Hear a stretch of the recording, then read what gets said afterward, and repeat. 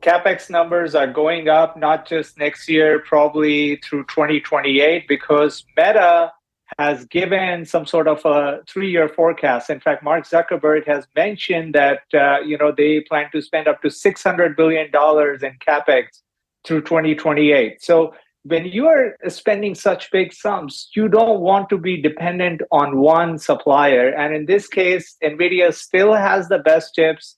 They probably have a virtual monopoly when it comes to the training. But on the inferencing side, I think everyone, especially among the hyperscalers who don't have their own chips, are looking to diversify.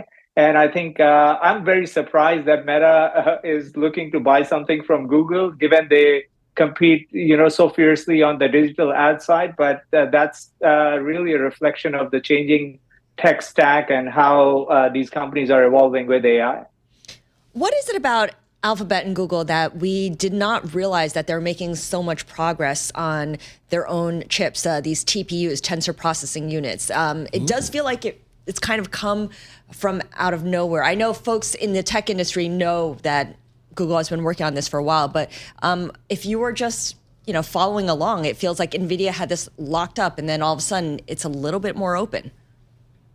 Yeah, I mean, Google is in the 7th generation of their TPUs, so clearly they have been working at this for a while, which is the reason why the TPU has been able to catch up to NVIDIA's GPU in terms of performance. But to your point, look, the Gemini model was not comparable to OpenAI and Anthropic's leading models up until the last 6 months. So that is what has changed, that Gemini as a standalone model has been able to match up to, OpenAI, whether it's in terms of chatbot functionality, image generation, video generation. They are a state-of-the-art model. Maybe in terms of coding agent, they still trail Anthropic. So Anthropic released a new version yesterday, and they still claim that their models are better than Gemini. But if you are looking for a state-of-the-art model at the lowest cost in terms of tokens, Gemini is your best bet, and which is what Meta is realizing, that yes, they could use the low cost that Google has in terms of running their infrastructure and use it to their advantage in terms of how they are looking to deploy Gen AI on their family of apps. So, Mandeep, can you give us a sense of the competitive landscape today for NVIDIA? We know, I guess now we have a better appreciation for Google as a competitor. Yeah. Just lay it out for us and how you think it might play out.